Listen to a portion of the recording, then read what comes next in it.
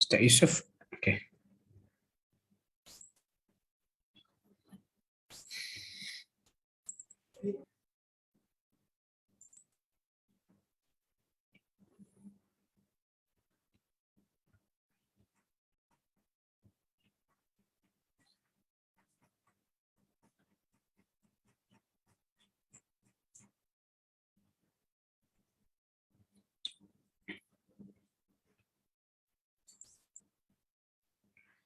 Okey. A'udzu billahi minasyaitonir rajim. Bismillahirrahmanirrahim. Innal hamdalillah nahmaduhu wa nasta'inuhu man yahdihillahu fala mudilla lahu wa man yudlil fala hadiya lahu. Asyhadu an la ilaha illallah wahdahu la syarika lahu wa asyhadu anna Muhammadan 'abduhu wa rasuluh.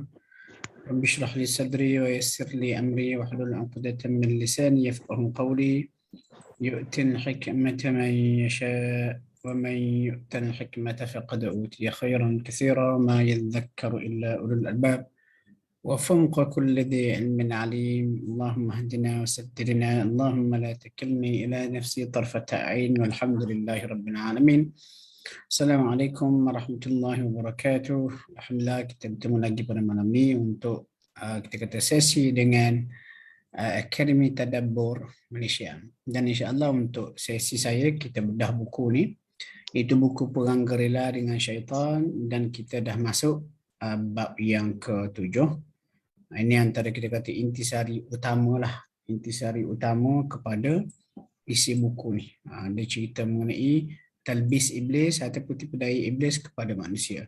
Dan bab yang ke-7 ni kita dah bincang, dah masuk, saya dah explain sampai 13 serangan jin, serangan syaitan kepada manusia. Antaranya kalau kita nak tengok, just minta selalu, antaranya banyak cerita tu, melengahkan kita untuk buat ibadat. Kita bincang dah. Memperdaya manusia, bagi janji palsu,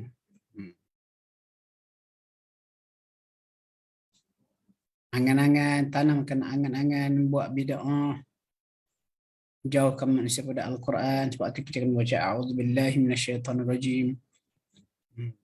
Kemudian lagi goda manusia berilmu. Banyaklah. Dan hari ini insya-Allah kita masuk kepada tipu daya atau serangan iblis ataupun syaitan kepada manusia yang ke-14. Yang ke-14 itu menggalakkan pendedahan aurat. Dan dalam bab ni, sebelum saya mula lah, saya mohon maaf siap-siap lah, mungkin dalam penerangan nanti ada yang tersinggung, tapi yang benar mesti disampaikan, yang benar mesti dinyatakan. Dan mungkin apabila kita bincang tajuk ni ataupun bab ni ataupun poin yang ke-14 ini, banyak perkara yang kita akan belajar, dan insya-Allah saya akan berikan contoh-contoh hujah-hujah yang boleh kita gunakan untuk menjawab dakwaan setengah pihak yang memang menentang hukum mendedahkan menutup aurat. Okey. Iblis memang dia gunakan strategi pelucutan pakaian Adam dan juga Hawa dalam syurga. Lepas tu kalau kita baca antara arahan Allah kepada Adam dan juga Hawa, mereka tidak dibenarkan, dilarang daripada mendekati pokok. Pokok terlarang dalam syurga. Yang mana pokok tu setan kosmetikkan nama dia pokok khuld. Itu jangan salah faham, jangan kita kata pokok yang Nabi Adam makan dalam syurga tu nama dia pokok khuldi. Salah tu. Itu adalah nama yang dicipta oleh setan untuk menggoda ataupun menipu Adam. Jadi tak layaklah kalau kita anak cucu Adam ni menggunakan nama yang diberikan oleh setan. Contoh kita, ini pokok khuldi, ini sebabnya. Pokok khuldi itu adalah nama yang dikosmetik ataupun yang dicipta oleh setan untuk menipu Adam. Tapi tak boleh tengok. Kalau kita tengok, ayat ni dari kesan akibat ni. Seolah-olah dalam syurga, kalau kita nak kata SOP dalam syurga, manusia diberi kemuliaan, iaitu dengan pakaian yang lengkap. Lepas tu kalau sekiranya manusia melanggar arahan Allah dalam syurga, pakaiannya akan terlucut. Dan SOP ini seolah-olahnya iblis ataupun syaitan dia tahu dah. Dia tahu SOP ni memang ada. Lalu dia goda Adam, tengok ayat ni. Dia kata fawaswasa lahum syaitan, lalu syaitan ataupun iblis membisikkan hasutan kepada mereka berdua supaya makan pokok tu. Lepas tu apa tujuan dia? Liyubdiya lahuma, supaya setan boleh yubdiya, menampakkan aurat kepada mereka berdua yang sekian lama tertutup. Lepas tu katanya iblis, dia kata apa? Waqala ma nahakuma, tidaklah Tuhan kamu melarang kamu daripada makan pokok ini, melainkan kamu akan jadi dua malaikat dan juga orang yang kekal selama dalam syurga. Nampak tak? Kalau kita kata liyubdiya, li ni untuk adalah lam ta'qib atau lam ta'lil kalau belajar ni, tapi mudah kalau kita kata ini antara matlamat dia. Kenapa bila makan terdedah aurat? Lepas tu kalau kita baca ayat-ayat selepas ni, bila Adam dan juga Hawa terdedah auratnya setelah mereka makan buah tu, mereka, Allah kata wa tafiqa yakhsifani alaihim min warqil jannah. Mereka berdua, Adam dan juga Hawa, sedar aurat adalah sesuatu yang tak boleh didedahkan. Dia tak sesuai dengan fitrah. Lalu Adam dan juga Hawa segera yakhsifani alaihima min warqil jannah, menutup aurat mereka menggunakan daun-daun dalam syurga. Jadi ayahanda kita dulu jaga aurat. Bonda kita yang kita dulu dalam syurga jaga aurat. Terdedah kerana mereka telah melanggar arahan Allah, segera tutup aurat. Itu adalah sesuatu yang memalukan. Tiba-tiba sekarang ni orang pakat nak tunjuk belakang. Nak share, nak tunjuk aurat kepada orang. Share dalam gambar, contoh dalam Facebook, nampak susuk tubuh. Memang tipu daya setan. Jadi kita kena beringatlah, kena berhati-hati. Ni hak terbaru pula ni, perangai apa? Trend terbaru dalam media sosial, unboxing by husband. Memang itu kerja setan nak memalukan kita yang akan jadi sesalan kemudian hari. Okey, dalam firman lain Allah Taala pergi peringatkan, tengok. Allah kata ya bani Adam wahai Adam, la yathfinannakum syaitan, jangan sampai kamu ditipu oleh syaitan, kama akhraja abawaykum minal jannah, sebagaimana dia telah menyebabkan terkeluarnya abawaykum, dua ibu bapa kamu daripada syurga. Apa kata yanzi'un, setan telah menjadi sebab, yanzi'un, melucutkan pakaian mereka berdua untuk memperlihatkan aurat masing-masing. Okey, tuan-tuan ni tengok. Ini bagus. Ini infografik yang dibuat oleh Telaga Biru. Dalam buku manuskrip asal saya tak ada ni. Tapi Telaga Biru dibuat macam ni supaya mudah. Tengok, baju ni untuk lelaki tidak terlalu nipis. Dia apa? Sama, dia terpakai untuk semua ni. Baju tidak terlalu nipis dan tidak ketat sehingga menampakkan susuk tubuh badan. Sehingga ada ulama yang agak strict. Orang lelaki semayang. Orang lelaki semayang pakai seluar slack. Tight in masuk ke dalam. Ada ulama yang strict, dia kata bila dia rukuk, dia sujud, solat dia tak sah. Okey. Apa bila sujud, rukuk, dia telah menambahkan susuk tubuh. Susuk tubuh tu walaupun tak disengajakan. Sehingga ada sebagian ulama yang strict kata macam tu. Sebab tu kalau kita pakai baju tight fitting, kita solat kita tak sah. Sebab sebenarnya kita tak pakai baju. Jangan nampak susuk tubuh. Ini terpakai untuk lelaki perempuan. Kemudian menutup aurat untuk lelaki antara pusat ke lutut, dan pakaian tak serupa dengan perempuan. Kalau perempuan pula menampakkan muka saja. Ini satu lagi penting, melabuhkan tudung, menutup dada. Kadang-kadang kita di jenis fashion yang bungkus kepala. Dia ingat bungkus kepala itu adalah menutup aurat. Tak, itu sekadar bungkus kepala. Al-Quran sebut dengan jelas, tudung kepala tu mesti menutup dada. Tudung kepala mesti menutup dada.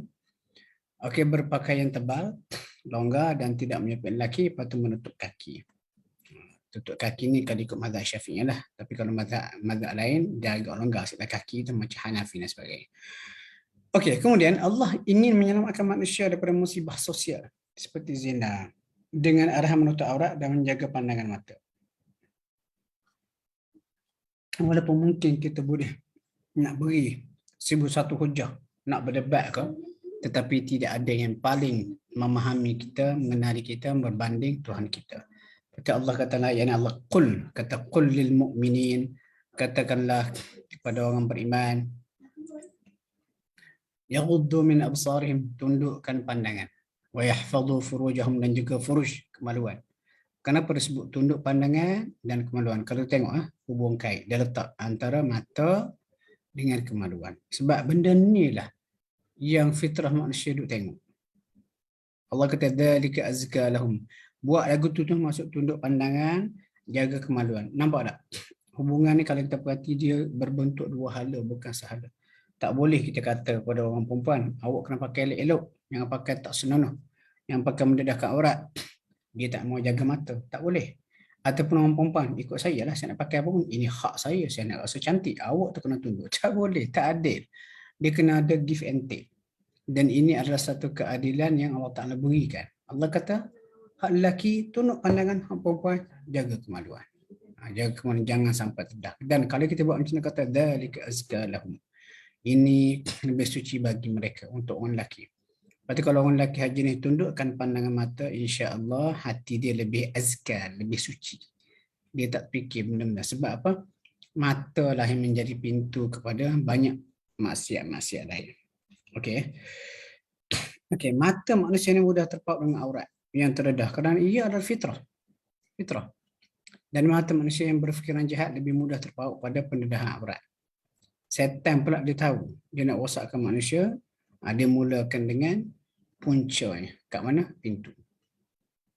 Pintu. Pintu yang mata. Tengok hadis ni. Nabi kata, "Nadratu sahmun min sahami iblisa masmumah." Pandangan mata merupakan satu panahan iblis yang beracun. Siapa yang meninggalkannya kerana takut pada Allah, Allah akan ganjari dengan rasa kemanisan iman dalam hati dia. Kalau ni tuan-tuan memang betul. Contohlah, ni bukan cerita saya, cerita kawan saya. Balik haji. Duduk di Mekah 40 hari, 30 atau 40 hari. Tak nampak pun benda-benda tak senonoh Mekah Madinah ni. Lepas tu balik Malaysia, dia kata semayang khusyuk. Semayang memang khusyuk. Satu hari dia kata subuh, bangun satu hari bila dia solat subuh, kacau dia. Tak boleh khusyuk. Bila solat subuh, dia pun pening. Kenapa? Tiba-tiba je dia kacau. Tak boleh fokus, tak khusyuk. Dia pun tengok, oh malam tadi, dia tengok cerita Korea. Adalah adegan bercium. Atau kita pelakon tu, tidak menutup aurat. Yalah, non-Muslim. Lepas tu dia kata, oh ini sebabnya. Lepas tu dia cerita ke saya pun tengok hadis. Jadi kalau kita nak rasa sedap beribadat, kemanisan iman, jaga mata. Jaga mata. Pada pihak kita jaga mata dan pihak kita kata opposite gender tu, jaga kata kemaluan, juga kehormatan diri. Jangan dedahkan, tunjuk. Jangan kita ditipu oleh setan. Oh, cantik, tunjuklah. Lepas tu, menutup aurat bukan saja menutup ruang untuk hasutan syaitan. Dia juga menunjukkan kadar kehormatan seorang manusia. Sebagaimana firman Allah. Ayat ni tuan-tuan. Ayat ni cerita zaman Nabi ni. Cerita zaman Nabi sebab zaman Nabi ada wanita hamba, wanita merdeka. Lepas tu lelaki-lelaki hak jenis nakal-nakal, hak jahat sikit di Madinah pada zaman Nabi ni. Sebab dia transition antara zaman jahiliah dengan zaman Islam. Zaman jahiliah ni memang orang Arab biasa berzina. Minum arak, mabuk dan berzina.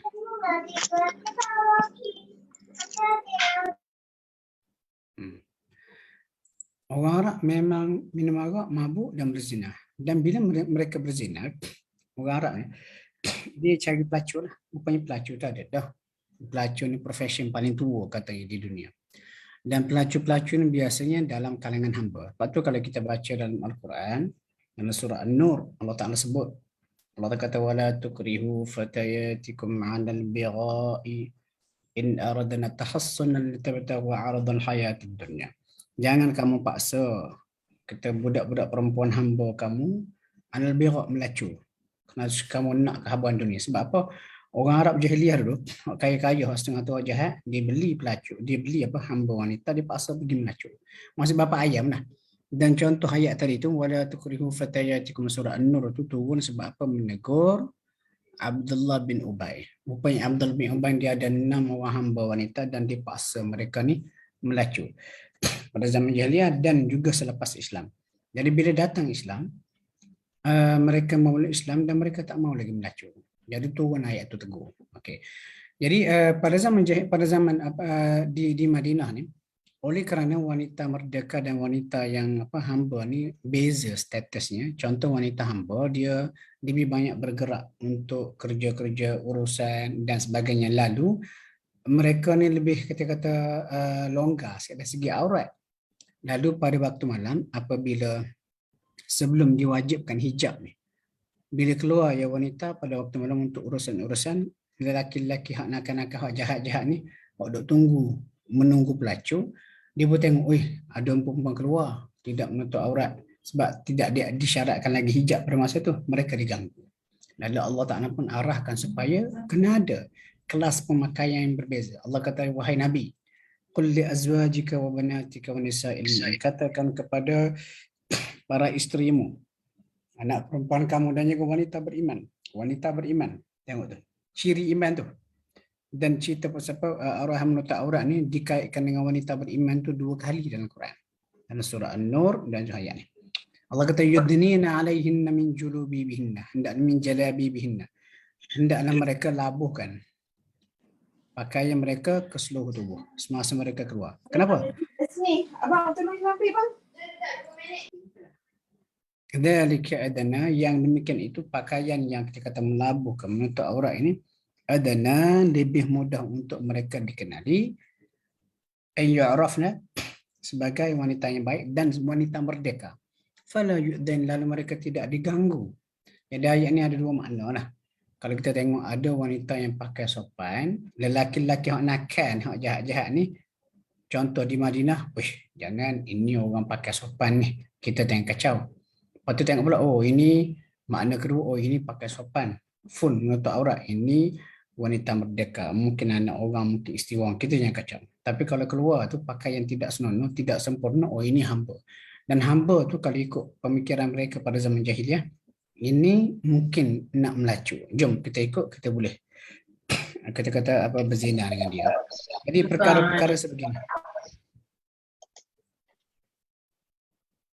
Perkara-perkara sebegini. Jadi kalau kita tengok kepada dua-dua makna, kalau kita tengok makna, boleh tak ayat ni kita pakai pada zaman sekarang? Ya, praktikal. Sekarang kalau kita tengok ada 2 orang wanita, seorang pakai tak senonoh, tidak menutup aurat dengan sempurna, ketatnya dan sebagainya. Seorang lagi menutup aurat dengan sempurna, kita akan nampak beza antara kedua-dua mendapat penghormatan yang sepatutnya. Okey, tuan-tuan, saya nak share satu video. Video ni mungkin sensitif sikit lah. Jadi saya minta maaf siap-siap. Kita nak bagi contoh. Ni. Okey, ini social experiment. Video ni very interesting. Okay.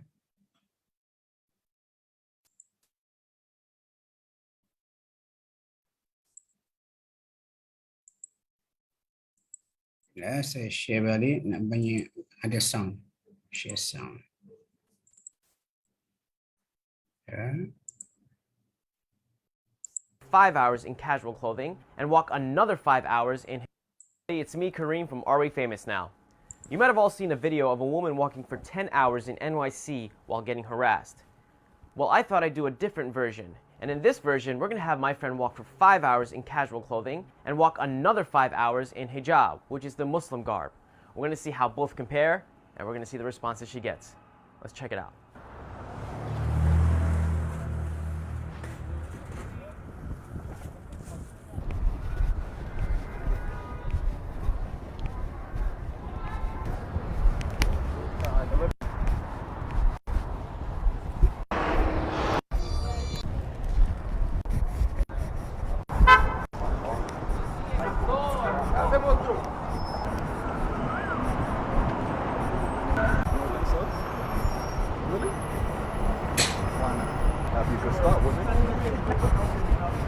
Oh, I'm not interested.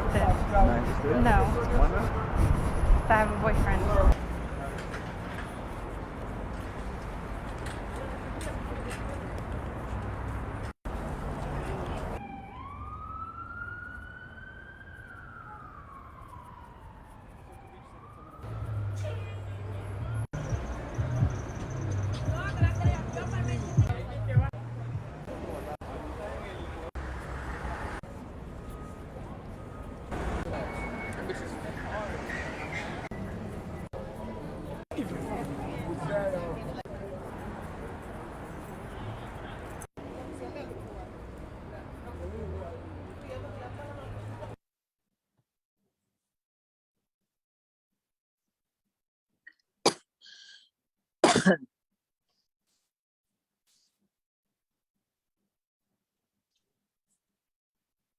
Okey. Alhamdulillah. Boleh tengok sendiri ya. Uh, Contoh yang ketara lah. Dan bila saya tengok video ni, memang saya teringat ke ayat ni. Allah kata dzalika adna an yu'rafna fala yu'dhan. Cara yang demikian, pakai yang sesuai, menutup aurat seluruh tubuh disyaratkan. Dia kata lebih sesuai untuk mereka dikenal sebagai perempuan yang baik atau wanita merdeka. Nampak tak? Dia sesuai dengan fitrah. Walaupun kita nak cerdik, kita rasa kita cerdik macam mana kita pejuang hak asasi wanita bla bla bla semua sekali, dia adalah fitrah. Fitrah manusia. Okey. Okey, setakat pemerhatian dan juga analisis penulis. Ada 3 bentuk tipu daya setan kepada manusia berkaitan isu penetapan aurat. Kalau boleh saya ambil rangkuman dulu, ringkasan. Golongan pertama yang ditipu, kena tipu dengan setan. Para penentang hukum aurat, biasa geng liberal, anti-Islam, ataupun pejuang feminisme. Ini grup pertama. Atau dia hujah dia. Dan hujah sebenarnya hujah setan lah. Grup yang kedua, yang menutup aurat tetapi tidak sempurna. Ini ramai semua ni di luar sana. Sebab tak mengaji lah, sebab jahil. Tutup aurat pakai tudung tapi tubuh pakai yang ketat, jarang. Dia macam satu fashion. Ini yang kedua. Grup yang ketiga, yang dah sempurna aurat, pakai jubah, full package lah. Tapi mulut longkang, akhlak tak jaga, suka membawang. Ini pun tipu daya setan juga. Masuk tiga-tiga. Dan saya kira teguran ini adil, kena semua. Sebab menutup aurat ni adalah satu pakaian kemuliaan. Nanti kita tengok ayat-ayatnya. Okey, golongan ini memberikan hujah palsu yang pun tak balik fakta. Ini beberapa hujah mereka yang sebenarnya kalau saya kata diilhamkan oleh setan. Minta maaf lah kalau kasar sikit. Hujah penentang yang pertama. Dia kata arahan menutup aurat tidak menjamin keselamatan wanita daripada ancaman rogol, pencabulan. Kerana ada je wanita tutup aurat tapi kena rogol, kena cabul. Nak jawab macam mana? Kita jawab, mereka dicabul atau rogol kerana rangsangan datang daripada hak tak menutup aurat. Lelaki jahat ni dia terangsang tengok tubuh pakaian tak senonoh. Nak terekam tak boleh. Sebab tempat yang public. Sekali jumpa wanita lain yang berpakaian lengkap menutup aurat. Even kanak-kanak pun. Dia tengok, oh ni pun jadilah. Ini kita kata collateral damage. Ini collateral damage. Rangsangan-rangsangan. Okey, yang kedua. Dia kata Quran mementingkan hati yang baik bertakwa. Bukan cara pakai. Dia kata apa guna tutup aurat tapi masih akhlak buruk. Lepas tu dia pun ambil ayat ni. Dia kata dan pakaian takwa itulah yang lebih baik. Ini antara satu contoh kita cherry picking punya cara berhujah. Ambil sekerat salah ayat ni. Okey, hujah tersebut tertolak kerana mereka tidak mengambil ayat secara keseluruhan. Tengok ayat ni. Tengok. Allah kata, ya Bani Adam, wahai anak Adam, kami turunkan pakaian kepada kamu. Dia kata apa ni? Al-libasan yuwari sawatikum. Ini yang komponen pertama, pakaian yang menutup aurat kamu. Menutup aurat kamu. Ini kalau kita boleh kata menutup aurat mengikut standard Islam lah. Tadi gambar tadi tu. Tak ketat dan sebagainya. Warisha, rish macam bulu, perhiasan lah. Kita nak pakai baju cantik, tudung cantik sikit, okey, tak ada masalah. Walibasut taqwa dzalika khair. Pun begitu, pakaian takwa bersama dengan pakaian hak sebelum ni itu yang khair, lebih baik. Bukan kata buang hak ni. Masalah pokok liberal ni dia ambil bahagian hujung. Allah kata walibasut taqwa, pakaian takwa itu lebih baik. Hak sebelum ni tak penting. Sedangkan package pada ayat ni Allah kata pakaian pertama tutup aurat. Nak melawar sikit, nak cantik-cantik boleh pakai rish, perhiasan. Tapi sempurnakan package ini 3 dalam 1 dengan pakaian yang baik. Biarlah sepadan dengan pakaian menutup aurat. Patut saya tegur, saya kata kadang-kadang hak menutup aurat ni cantiklah pakaian tapi mereka tidak ada takwa. Mulut longkang, bertepuk tampar, gedik ataupun suara manja dan sebagainya, salah juga. Jadi kita kena berlaku adil. Jadi ayat ni cerita 3 package. Itu yang pertama. Akhlak mulia tu, tengok. Pakai yang menutup aurat secara sempurna, pakai perhiasan. Yang ketiga pakaian takwa. Dia kena pergi sekali package. Itu satu. Kemudian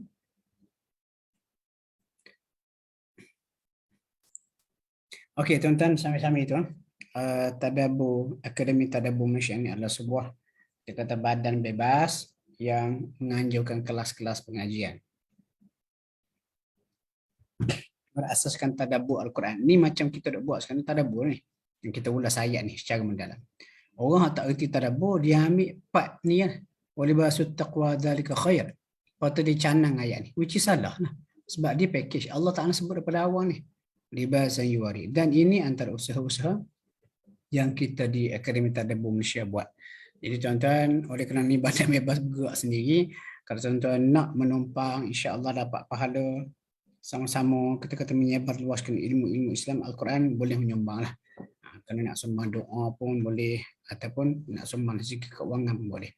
Atau ada link diberikan tu. Okey.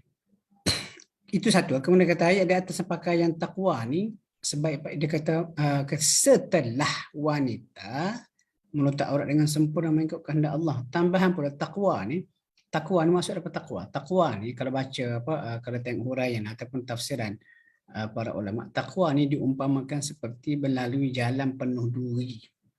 Bila jalan tu penuh duri, kita tak pejam mata berlari, luka kaki kita.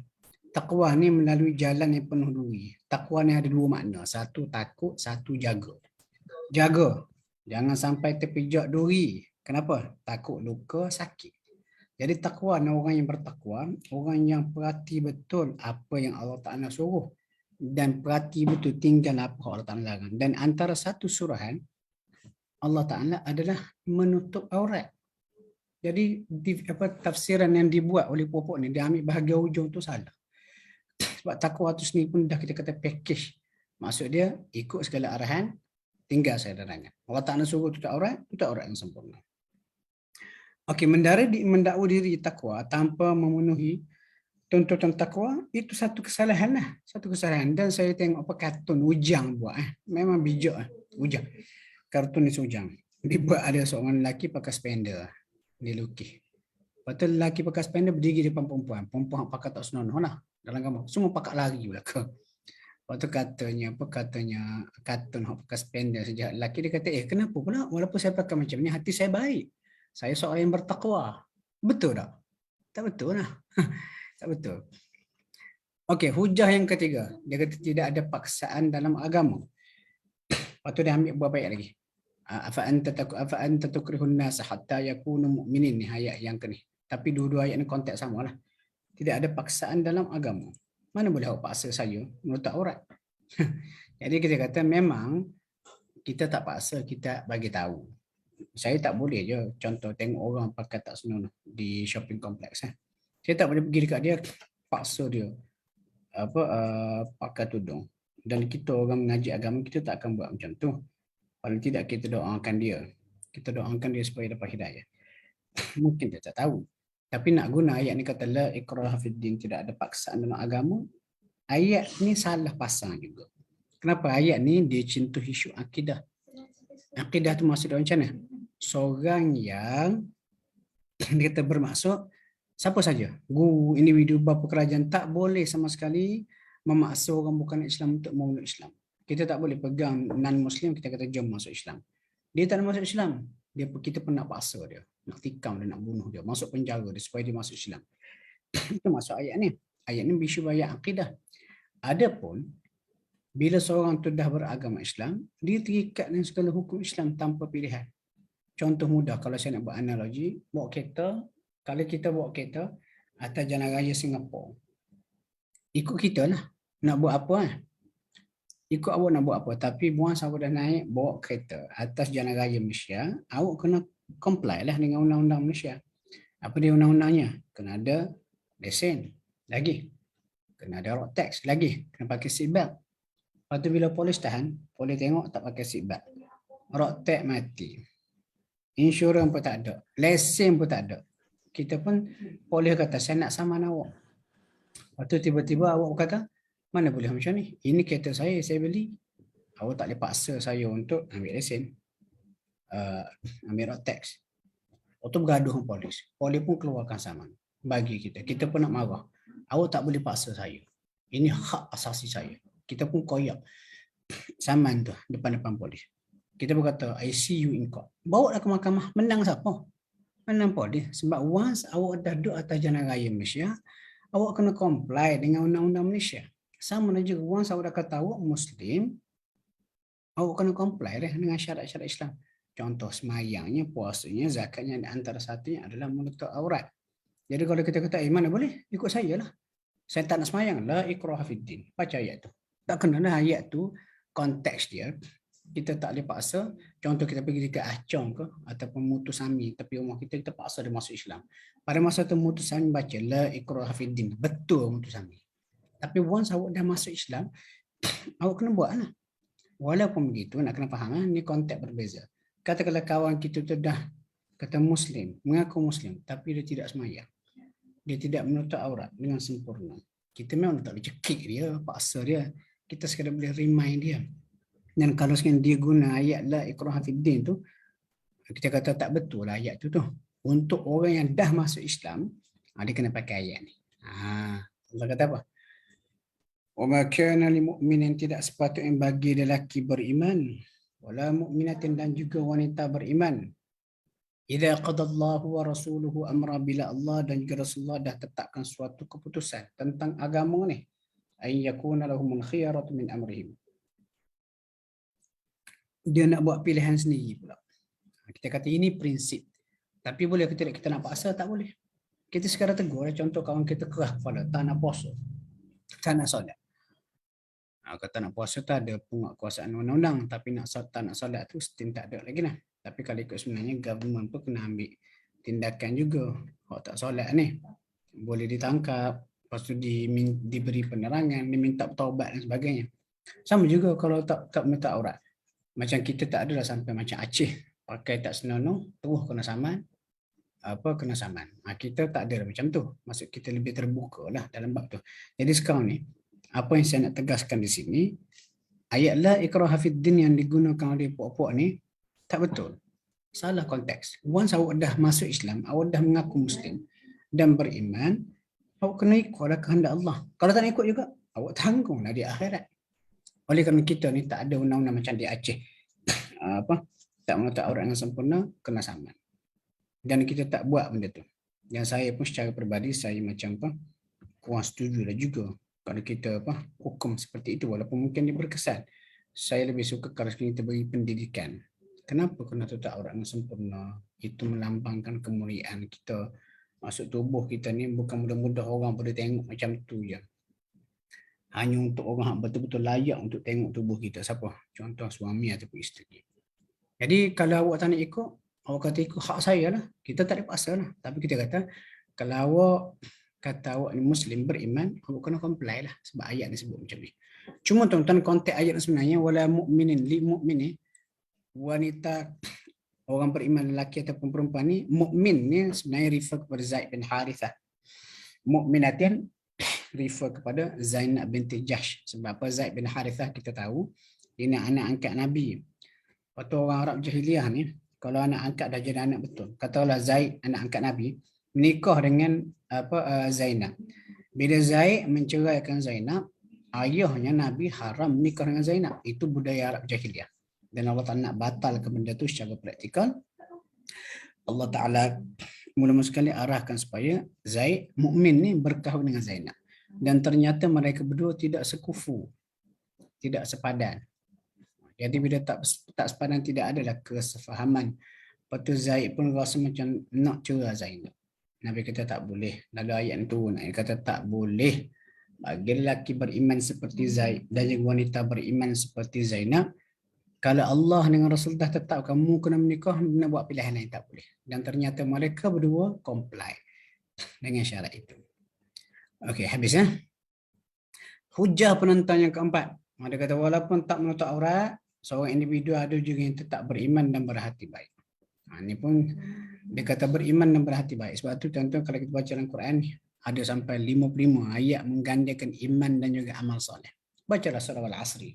Al-Asri innal insana lafi khusr illa alladhina amanu wa 'amilus shalihat. Amanu wa 'amilus shalihat. Berulang kali. Dia kata menutup aurat secara sempurna termasuk dalam amal soleh yang digandingkan dengan iman. Kita beriman kepada Allah, maksud aku beriman dengan Allah, aku patuh segala arahan Allah dan juga Rasulullah. Apa arahan tu? Iman ni dia kena ada bukti. Kalau tengok takrif iman, iman ni kata apa diikrarkan pada hati dan diterjemahkan kepada perbuatan. Jadi bila orang kata beriman, kena ada bukti. Proof dia, kena ikut arahan Allah dan juga Rasulullah. Dan antara satunya adalah menutup aurat secara sempurna. Jadi iman kalau kita macam arus elektrik lah dan cahaya lampu. Putaran bilas kipas ataupun lampu tu diibaratkan amal soleh. Kalau sekiranya kita kata, saya ada tu lampu tu ada elektrik tapi tak nyala. Arus elektrik dibuktikan kewujudan seperti dua perkakas yang terdapat berfungsi dengan baik. Begitu juga hati, iman dan hati manusia. Walaupun saya tak menutup aurat, saya beriman. Walaupun lampu tu tak nyala tapi sebenarnya dari cahaya tu kita tengok mana cahaya. Walaupun kipas tu tak bergerak tapi sebenarnya kipas berfungsi. Jadi kita kata apa bukti? Kita kata kipas berfungsi bila elektrik ditekan yang switch, iman tu bergerak. Jadi kita kena ingat, walaupun saya tak menutup aurat, saya seorang yang baik dan berhati baik dan beriman. Ini kita kata salah. Salah. Kemudian hujah penentang yang kelima. Dia kata tutup aurat ni sekadar percubaan untuk menutup minda dan juga pemikiran wanita yang progresif. Kita kata kemajuan kemudahan wanita ni bukan bergantung pada pakaian, tapi hati nurani. Ramai je hak menutup aurat dengan sempurna, mampu maju ke hadapan tanpa kekangan dan masih. Ramai juga wanita yang menundukkan aurat tapi berfikiran kolot. Lepas tu tuan-tuan saya suka share ada seorang profesor, Masya Allah. Hari itu dia bagi talk di UA, Prof. Jackie Ying. Jackie Ying ni antara saintis dunia ni. Jackie Ying. Ya, kita tengok gambar dia. Ini gambar dia sebelum Muslim. Lepas tu ni gambar dah Muslim. Prof. Jackie Ying ni, dia punya base dia di Singapura. Dia masuk Islam, lepas dia mengkaji Islam. Lepas tu hari tu, nampak skrin tuan-tuan Saya esok nampak Tak ada Ustaz. Tak ada? Tak nampak tak nampak. Oh, okey. Tak nampak Ustaz. Okey. Itu saya tanya tu. Sekarang nampak Yes. Okey. Ni Prof. Jackie Ying. Tengok dia ni tutup aurat hijab dengan sempurna tapi dia punya mindset world level. Dia ni saintis. Dia buat research on nanoteknologi dan sebagainya. Dan kalau kita kata tutup aurat ni nak tutup kepala, sekejap bro, cuba tengok Prof. Jackie Ying ni. Nama pun tak tukar. Siti Aisyah ke Jackie Ying situlah. Dan kita kenal ni sebab hari tu rektor UA dia buat presentation lah. Lepas tu dia sebut pasal Prof. Jackie Ying. Dia kata Prof. Jackie Ying ni pencapaian luar biasa. Ni antara world scientist ni. Lepas tu Prof. Jackie Ying kata kalau boleh UA kena panggil sekali. Lepas tu UA dapat panggil dia talk online dan saya memang tak miss lah. Saya join sekali. Masa dia present tu memang kita tak faham lah. Mostly kita tak faham sebab dia terlalu tinggi lah. Kita kata presentation on science. Lepas tu bila di hujung tu orang tanya mengenai karakter dia, amalan dia. Orang tengok dia macam ceria, umur dekat 50 lebih ni. Dia kata saya tak adalah baik sangat tapi saya buat kehidupan saya secara berkualiti. Saya semayang betul-betul. Dia kata. Saya baca Quran tadabbur, saya baca Quran betul-betul. Maksudnya kalau kita nak kata hujah pokok tadi tu, dia kata apa? Dia kata tutup aurat ni adalah cubaan untuk menutup minda dan pemikiran progresif wanita. Dia minda progresif ataupun tidak, bukan duduk dekat tudung di kepala tu, tapi hati nurani. Contoh ramai je wanita yang menutup aurat dengan sempurna tapi mampu maju ke hadapan tanpa kekangan. Ada juga hak rambut kita menudahkan aurat tapi otaknya kolot, ramai juga.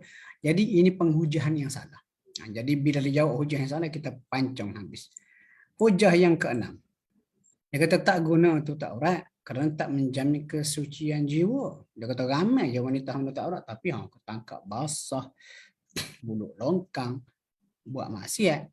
Jadi kita berkata, jawapan kita, kejahilan dan kesalahan individu, dia kata tak boleh dijadikan sebab untuk menafikan kewajipan. keberkesanan dan juga kepentingan hukum. Sama seperti tindakan mengharamkan pisau. Kenapa pisau melukakan tangan? Sebenarnya bukan salah pisau. Banyak lagi fungsi lain. Hujah yang ketujuh, dia kata penutupan aurat sebenarnya melambangkan eksploitasi minda setengah lelaki, khususnya orang agama ke atas wanita. Itu nak exploit tu, nak kontrol tu. Wanita tidak mempunyai kebebasan dalam berpakaian kerana dikongkong oleh kaum lelaki yang menggunakan alasan agama. Mula-mula sekali kita kena jawab, ini bukan eksploitasi orang lelaki, tak. Walaupun Nabi kata orang lelaki, tak. Bukan. Ini adalah arahan agama. Arahan agama, bukan arahan patah ada pokok yang kata feminis, dia kata Islam ni agama yang patriarch. Sebab apa? Zaman penurunan wahyu dulu, zaman Nabi tu, dia kata lelaki lebih dominan berbanding wanita. Sebab tu hukum-hukum ni banyak melebihkan lelaki dan juga menindas wanita. Wanita kena duduk di rumah, wanita tu wanita ni. Itu kita kata point mereka. Kita nak jawab macam mana? Kalau awak nak tahu, kita kena hidup zaman Nabi. Kita seolah kita pejam mata, kita pilek, kita celek, kita mengembara, kita berada pada zaman Nabi atau zaman jahiliah. Bila kita berada pada zaman jahiliah, wanita ni barang, tak ada nilai, tak ada harga. Memang betul, patriarch. Kita kata kabilah Arab ni memang sangat kita kata maskulin, lelaki, semua lelaki. Wanita ni macam alat barang. Contoh kalau berlaku kematian, bila seorang ayah tu meninggal dunia, dia kahwin muda contohnya. Lepas tu mak tiri dia ni muda. Kata isteri muda comel. Lepas tu anak sulung dia berkenal lama dah geram ke mak tiri. Bila ayah mati, anak sulung boleh ambil kain campak atas mak tiri. Bila campak, orang yang kenal tu, oh ini dah cuk lah ni. Wanita tu barang warisan. Bila mati mak ayah, wanita tak dapat harta pusaka. Sampai gitu sekali. Tengah-tengah sistem kata-kata begitu punya teruk, Islam datang, Nabi datang, beri hak wanita. Dapat satu bahagian daripada harta faraid. Kenapa satu bahagian? Logiklah sebab dia biasa ikut suami, ditanggung oleh suami. Hak lelaki ni kenapa dapat dua? Logiknya, sebab mereka hak menanggung. Kemudian, sebelum datangnya Islam, orang Arab ni, dia boleh berpoligami tanpa batas. Seorang tu boleh isteri sampai 10, sampai 20. Dan bila ramai sangat, biasanya wanita ni akan diabaikan. Tak dapat pembelaan. Lepas bila Islam datang, Islam membataskan, menghadkan poligami cuma 4. Itu bagi siapa mampu adil. Kalau tak, seorang cukup. Maksudnya, sudut-sudut itu kita perlu lihat. Wanita pada zaman jahiliah memang teruk, ditindas. Bila datang Islam, Islam angkat. Jadi kalau awak nak kata, penutupan aurat menggambarkan eksploitasi minda, dia kata wanita tak punya kebebasan dalam berpakaian kerana dikongkong oleh kaum lelaki yang menggunakan alasan agama. Saya pernah tengok, saya baca, ada geng-geng liberal, dia pergi dekat hotel, dia kata patut tengok, orang lelaki boleh terjun kolam, orang perempuan tak boleh terjun kolam. Sebab apa? Dia punya burkanya, dia punya hijab. Dia kata wanita ni dah halang kebebasan untuk terjun kolam. Masalahnya, kalau kita tanya perempuan tu, nak terjun kolam? Tak semestinya dia kata, saya nak terjun kolam tapi saya terhalang oleh tudung. Maksudnya, hak perempuan liberal ni, dia fikir, wanita tu fikir seperti dia. Itu masalah. Jadi kalau kita nak jawab, kita kata tutup aurat ni bukan perintah agama yang sudah jelas hukum tanpa pertikaian. Bukalah hadis, bukalah ayat Quran, clear. Wanita yang mendedahkan aurat, sebenarnya kena kongkong juga oleh sebahagian peniaga fashion. Fashion pakaian yang mengambil keuntungan daripada eksploitasi mereka terhadap wanita. Mereka tanam propaganda. Wanita perlu dedahkan tubuh untuk cantik dan menawan. Mereka perkenalkan berbagai fashion baru untuk kau keuntungan dan meraskan produk ciptaan mereka. Tubuh wanita yang terpedaya strategi berterusan menjadi medium perniagaan. Tak mustahil sekian pada satu hari nanti mereka fashion akan mengatakan telanjang bulat atau fashion terbaik untuk golongan wanita. Habis pakai ikut belaka. Seorang wanita ni tidak ada say. Contoh mudah lah, minta maaf. Saya pelik lah bila tengok orang perempuan pakai high heel. Pakai high heel ni memang sangat tak sihat. Sakit kaki tu. Tapi sanggup menanggung sakit sebab ada orang kata, atau kata pakai fashion kata kena sesuaikan, kena pakai high heel. Sedangkan benda tu tak sihat. Bukankah itu satu eksploitasi? Ini antara satu contoh lah. Dan macam-macam lagi lah. Macam-macam lagi. Jadi ini kalau nak bergaduh lah. Sebab awak beri hujah untuk menafikan penutupan aurat. Seperti kita jawab ni. Dan jawapan ini janganlah pula tuan-tuan hak dengar hari ni, guna poin nak pergi serang pokok tu. Yang kita kata tidak menutup aurat, ini sekadar untuk perkembangan minda kita. Kalau orang serang, tanya soalan, guna hujah, ini jawapan-jawapan dia. Ini jawapan-jawapan dia. Bukan nak bergaduh ni, supaya kita sedar. Ini tugasan-tugasan kita. Kalau datanglah hujah-hujah begini. Okey, habis. Tu ada berapa tu? Sampai 7. Ini biasanya lah. Inilah pokok-pokok hak liberal ni. Bila dah tolak, hukum menutup aurat, inilah hujah-hujah mereka. Dan kalau mereka beri hujah logik, kita beri jawapan-jawapan. Ini jawapan. Dan itu kenapa kena buat hujah ni, sebab apa? Manusia ni tuan-tuan, ada yang jenis mudah dengar kata, cakap oh ya ke, tu ikut. Ada manusia yang nak mencari jawapan. Nak cari jawapan, kita kena beri wisdom. Hasil untuk berjalan berlenggok catwalk. Tak sihat. Sekali dia kejar dia anjung, terbalik macam mana. Okey. Ada orang yang lurus, senang dibentuk. Dan orang macam ni biasa kita akan bagi tazkirah, cerita-cerita. Mereka dengar, mereka insaf, tu ikut. Ini majoriti lah. Tapi ada di luar sana, orang yang jenis, kita kata intelek lah. Dia nak cari jawapan. Dan jawapan tu tak boleh biasa-biasa. Dia kena kebat. Jadi bila kita berjaya beri jawapan, dia kata hikmah ni. Allah kata, ud'u ila sabili rabbika bil hikmati wal maw'izatil hasanah. Allah kata, ajak, seru kepada agama Tuhanmu dengan hikmah wal maw'izatil hasanah, dan juga pelajaran yang baik. Saya share balik. Lepas tu tak silap saya, Imam Al-Baydawi ketika dia mengulas ayat tadi, hikmah tadi tu, dia kata apa? Dia kata manusia ni ada 3 jenis. Okay. Dalam dakwah, inilah ayat biasa kita guna ni. Ayat ini. Allah kata, ud'u ila sabili rabbika, serulah ke jalan Tuhanmu bil hikmah. Hikmah ni kita kata dengan kebijaksanaan. Hikmah ni dia kata benda inti, benda dalam. Biasa orang intelek. Dia tak suka bergaduh, dia nak penjelasan. Jadi bila kita boleh beri penjelasan logik yang mendalam, ada fakta semua sekali, dia terima. Ini satu level peringkat manusia. Yang kedua, al-mau'izatul hasanah. Mau'izatul hasanah ni orang biasa. Dia sekadar nak dengar tazkirah, pelajaran-pelajaran baik, contoh cerita. Hak ni, lepas tu ada setengah ustaz popular, follower sampai ratus ribu, juta. Sebab apa? Dia audience dia orang awam. Dan dibagi mau'izatul hasanah, pelajaran yang baik. Tapi ada jenis ketiga. Jenis ketiga ni, dia kena jidal. Jidal ni berdebat. Jenis ketiga ni kita kata jenis orang hak degil dan mereka nak berdebat. Dia punya karakter lagu tu. Jadi kalau begitu, kita kena gunakan juga jidal. Jidal ni macam berdebat lah. Tetapi billatihi ahsanan, cara yang terbaik. Jaga akhlaknya. Jadi poin-poin yang saya sebut tadi dalam buku ni, hak ni.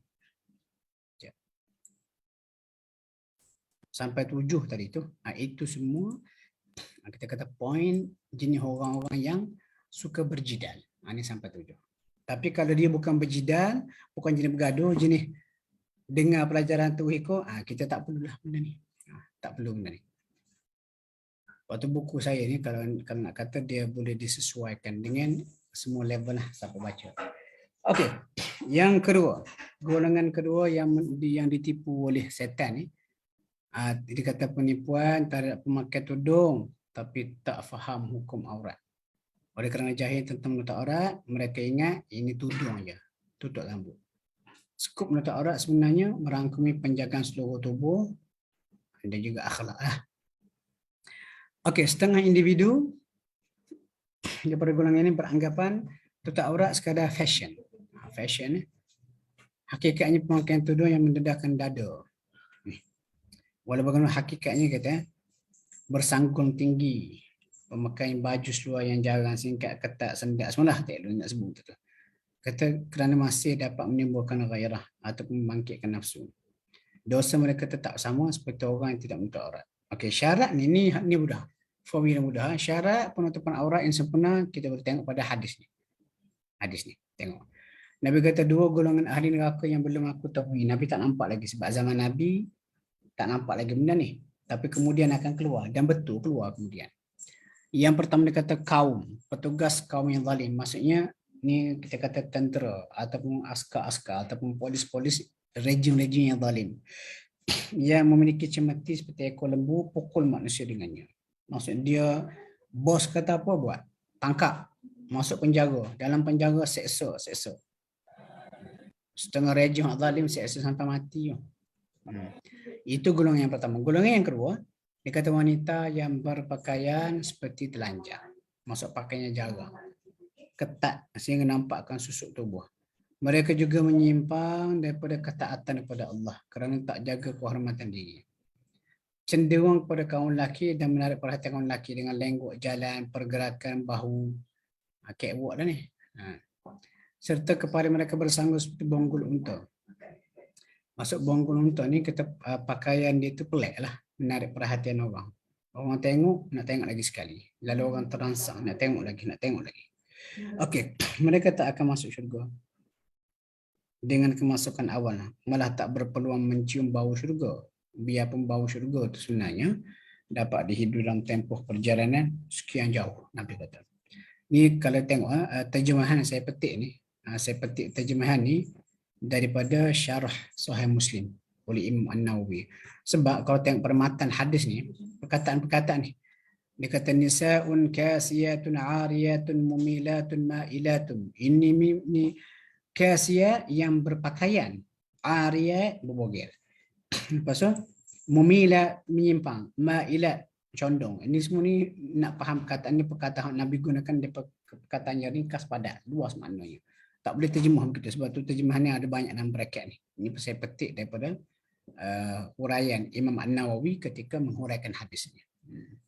Jadi kesimpulan dia, pakailah, tutuplah aurat dengan sempurna. Kena mengaji. Saya ingat lagi saya pernah dalam sebuah kelas tafsir saya dulu. Kita sampai surah An-Nur. Lepas tu saya huraikan dalam masa 2 jam tu. Ciri menutup aurat yang sempurna lah, semua sekali, termasuk hadis ni.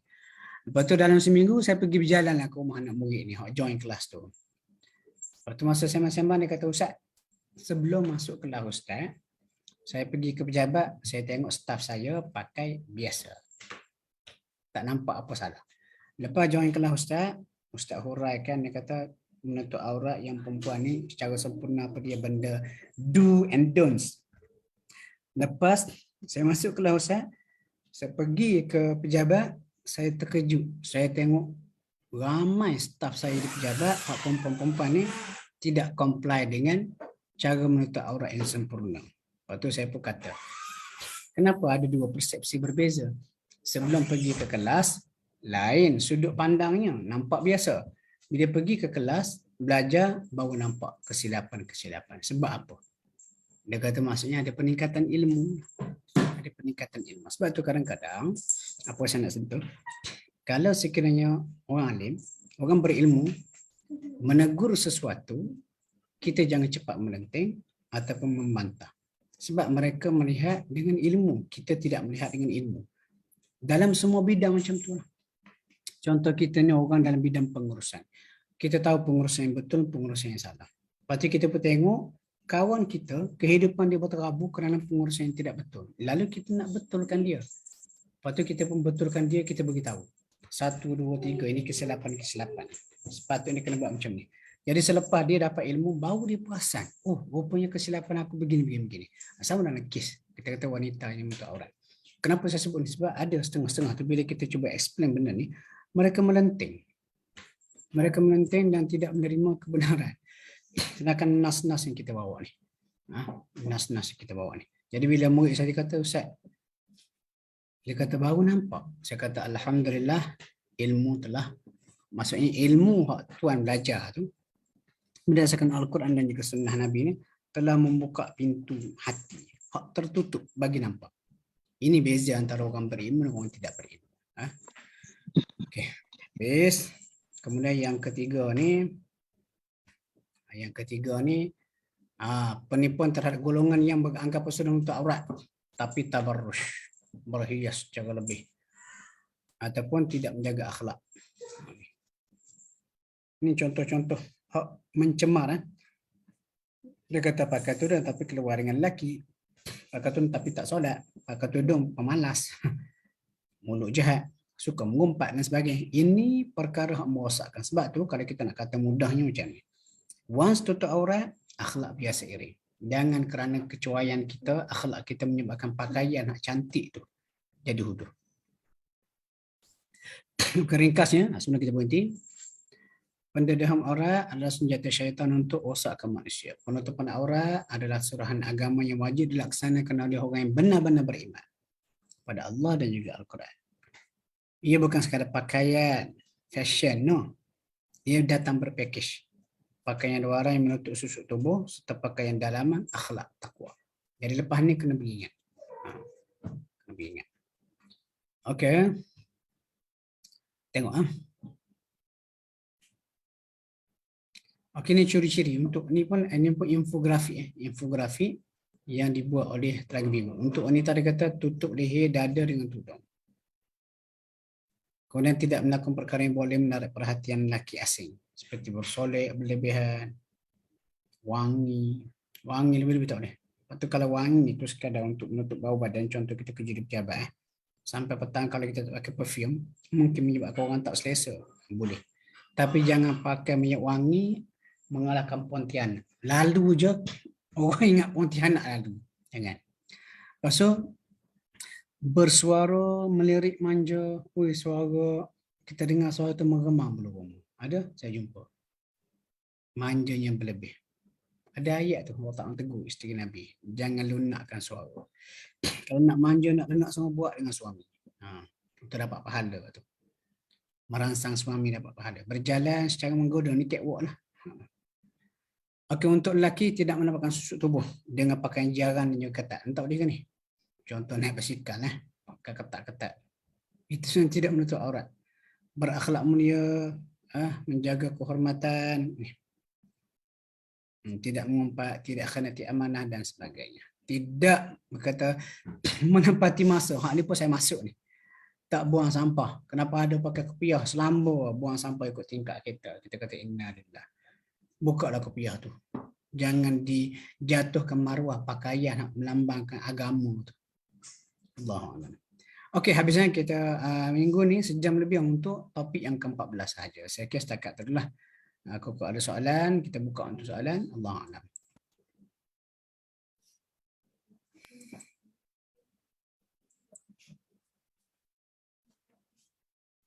Ada soalan boleh tulis ataupun tanya.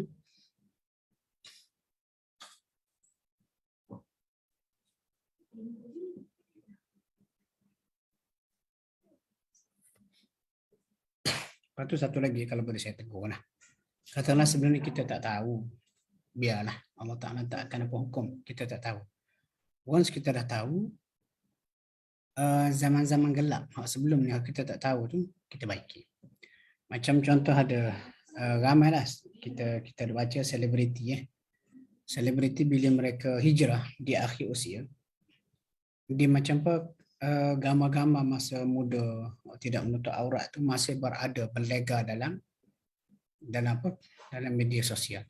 Kalau boleh atau dalam internet, kalau boleh buang, hapuskan gambar tu, delete, ataupun buat disclaimer, ataupun buat pengisytiharan. Siapa simpan gambar saya dulu, tolong buang. Dan berdoa kepada Allah, taubat nasuha tu, taubat nasuh. Kita berdoa kepada Allah Ta'ala supaya aib kita ditutup. Aib kita ditutup. Lepas tu saya pernah duduk scroll down, ada orang buat macam website khusus, himpun gambar-gambar artis-artis klasik ni. Gambar masa muda mereka, tidak menutup aurat. Lepas tu ada orang tegur. Dia kata, mu ni orang tu dah bertaubat. Hijrah dah. Kenapa nak disebarkan gambar-gambar? Kalau kita jangan jadi ejen setan. Jadi katalah kita sebenarnya ada gambar-gambar kita kata tak sopan dalam internet ke dalam media sosial, delete, buang. Okey. Apa nak buat dengan pakaian dulu yang tidak menutup aurat secara sempurna, bagi orang lain akan pakai juga. Macam mana? Bagi non-Muslim lah. Bagi non-Muslim.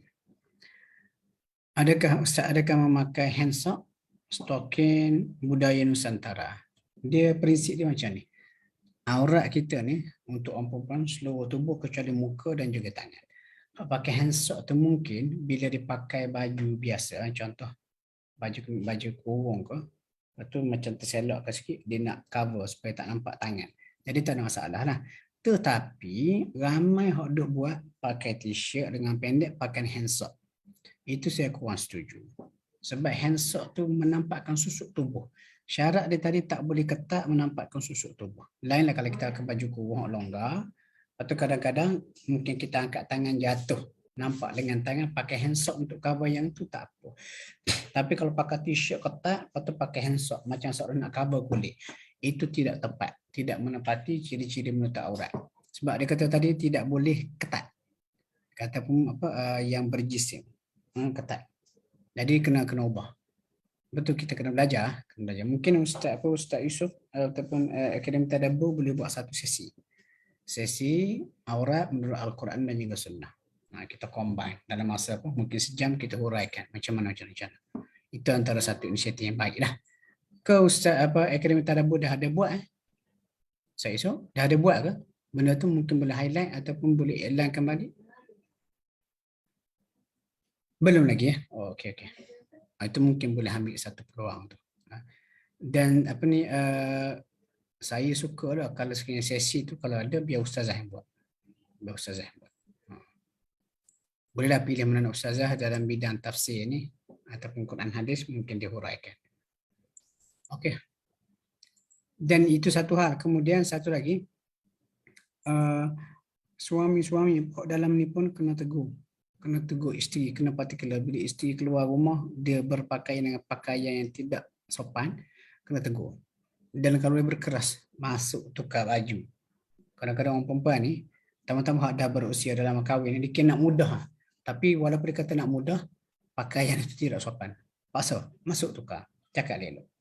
Okey, bolehkah kita tegur cara tetap orang bersaudara perempuan yang sudah berkahwin walaupun tanggungjawab itu adalah suami mereka? Boleh tegur, tak ada masalah. Tak pernah salah pun menegur. Cuma cara tegur tu kena berseni lah. Dah nama pun adik-beradik perempuan kita. Tak semesti melalui suami dia. Kalau kita rasa kita nak biasa adik-beradik ni boleh direct je. Tegur, cakap elok-elok lah. Kalau dia kata suami aku tak tegur, okey tak apa, lepas ni kita cakap dengan suami dia. Tapi sebenarnya tegur cara elok-elok lah. Jangan tegur seperti nak mengajar. Dia ada 1001 seni untuk kita menegur orang. Bukan tegur atas muka direct. Ada 1001 seni. Kadang-kadang kita boleh share cerita. Kadang-kadang kita boleh tanya soalan. Dalam soalan tu ada jawapan-jawapan nak perlu mereka jawab. Okey Ustaz, sepanjang manakah perlu dilaburkan tudung bahagian belakang? Bahagian belakang ni macam mana? Dia bagi saya asam tidak menampakkan susuk tubuh lah. Tapi biasanya tutup belakang tu, minta maaf, biasa nak cover sekali. Kita kata bahagian belakang tu biasa nampak macam tali bra tu. Sebab lelaki-lelaki hak jahat, hak tu pun boleh merangsang dia. Ataupun sehingga kadang-kadang setengah orang tu tutup sampai ke punggung. Bagi saya, isu tutup punggung ni asalkan tak ketat. Kalau kita pakai pakaian tidak ketat, tudung pun tak sampai menutup punggung, tak apa. Tapi kalau kita pakai pakaian yang agak ketat sedikit, jadi kena ada satu pakaian untuk cover punggung tu. Allahuakbar. Ya, Cik Zul. Ada soalan ke buka mic tu? Nama cantik. Zul Gagak tu. Okey, insya-Allah akan datang 24 Januari. Okey. Saya rasa cukup untuk ini dah 10 suku dah. Satu soalan terakhir kalau ada.